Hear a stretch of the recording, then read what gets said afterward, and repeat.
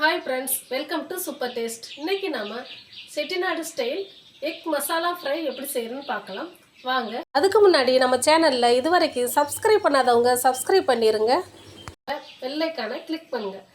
இப்போ வாங்க egg masala fry எப்படி செய்யறதுன்னு பார்க்கலாம். முட்டையை வேக வச்சு எடுத்துக்கலாம். இப்போ முட்டை வெந்துருச்சு, நம்ம இறக்கிடலாம்.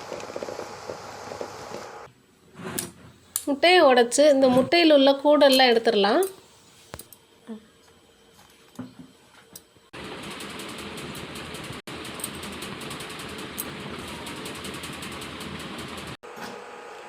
ஸ்டவ்வில் ஒரு பேன் வச்சுட்டு தேவையான அளவு எண்ணெய் ஊற்றிக்கலாம். சோம்பு 1/2 டீஸ்பூன், பச்சை மிளகாய் 2, கருவேப்பிலை, வெங்காயம் பொடியை நறுக்கின வெங்காயம், 2 பெரிய வெங்காயம் சின்னதாக கட் பண்ணி சேர்த்துருக்கேன். வெங்காயம் நல்லா பொன்னிறமாக வதங்கணும். எண்ணெயிலே நல்லா வெங்காயத்தை நல்லா வதக்கணும், அப்போ தான் நல்லாயிருக்கும். வெங்காயம் நல்லா பொன்னிறமாக வதங்கிடுச்சு. தக்காளி சேர்த்துக்கலாம்.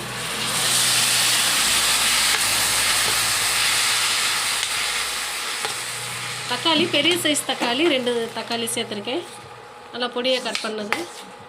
இது நல்லா வதங்கட்டும். தக்காளி நல்லா வதங்கிருச்சு.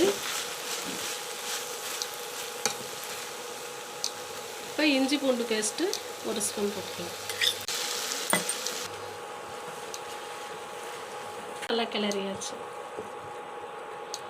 1 ஸ்பூன் மிளகாய் பொடி, 1/2 ஸ்பூன் மஞ்சத்தூள், 1/2 ஸ்பூன் மிளகுத்தூள் சேர்த்து நல்லா கலந்து விட்டுறலாம். தேவையான அளவு உப்பு சேர்த்து நல்லா கலந்து விட்டுறலாம். கிரேவிக்கு 1 டம்ளர் தண்ணி சேர்த்து நல்லா கலந்து விட்டுட்டு கொதிக்க விடணும்.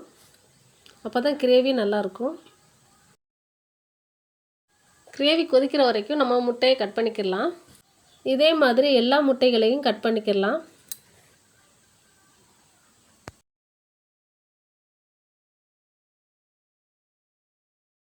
மசாலா இப்போ நல்லா வெந்துருச்சு.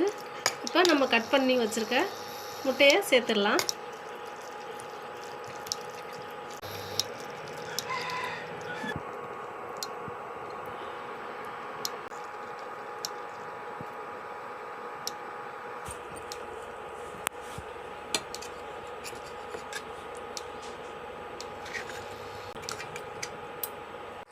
நல்லா கொதிக்கட்டும். 5 நிமிஷம் வரைக்கும் மூடி வச்சிடலாம்.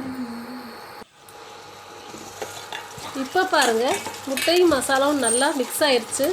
இப்போ நம்ம திருப்பி விட்டுறலாம். சூப்பரான சுவையான எக் மசாலா ஃப்ரை ரெடி ஆயிடுச்சு.